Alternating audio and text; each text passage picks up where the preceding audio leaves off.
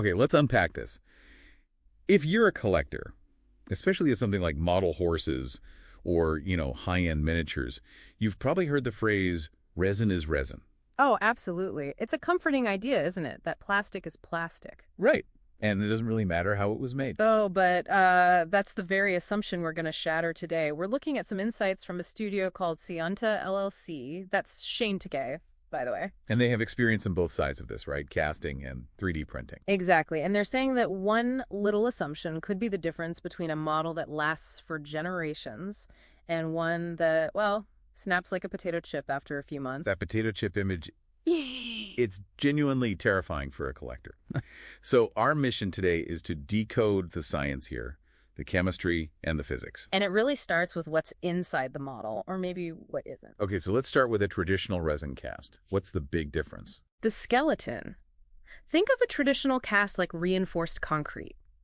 Sianta points out they almost always have a stainless steel wire structure running through the delicate parts. So the legs, the tail, anything thin. Precisely. So if your cat, knocks it off the shelf. Which happens? It happens. The model might crack, but that leg probably stays attached because of the wires holding it all together.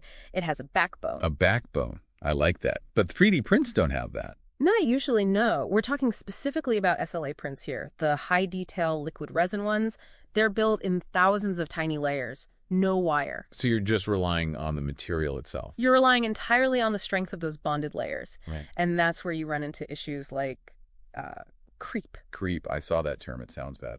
It is, over time. It's just the tendency of a solid material to slowly deform under stress, even just its own weight. Gravity eventually starts to win that battle. But gravity isn't even the scariest part of this story, is it? This is where the chemistry gets really interesting. Oh, yeah. With traditional casting, you mix two liquids, there's a chemical reaction, they harden, and then they're done. It's inert, stable. One and done. But 3D printing uses UV light to cure liquid resin. And here's the aha moment. For a lot of these resins, that curing process never really stops. They stay photosensitive. Wait, so they keep cooking forever? Essentially, yes. Every time they're exposed to UV light, even just ambient light in a room, those polymer chains keep cross-linking. The model gets harder. Which sounds good. But harder also means more brittle. Paradoxically, stronger in one sense means weaker in another. There was an anecdote in the source material from a Reddit user, I think it was Steamcrow. Yes, and it's the perfect example. They said their miniatures were solid at first, but a few months later, just from normal handling, they started snapping like potato chips. And Sianta found this happens even without light, right? That's the part that really got me. That's the kicker. They stored some high-quality prototypes in a completely dark closet, no UV exposure at all, and years later, legs just popped off. Models split right down the layer lines. Just from sitting in the dark. How? Internal stress. Those thousands of layers are all shrinking and settling at slightly different rates over time, and eventually something has to give. Wow. Okay, so structurally, they're a ticking clock.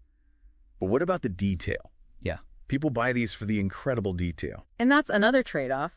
The source mentioned a model called Lucius. The traditional cast captured these needle-fine wrinkles on its lips and ears. Super delicate. And the 3D print. It can distort those details, or you get those telltale layer lines that just ruin the smooth finish. And there was a warning in there.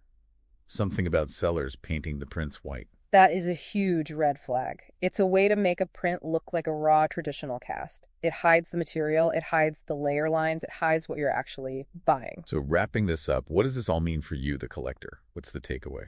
I mean, it's really buyer beware. You have to remember what 3D printing was invented for. Charles Hull created it in the 80s for prototyping. For rapid drafts, not for final products. Exactly. Not for heirloom quality pieces meant to last 30 years on a shelf. So don't trust the drop test videos. Please don't. A fresh print is at its most flexible.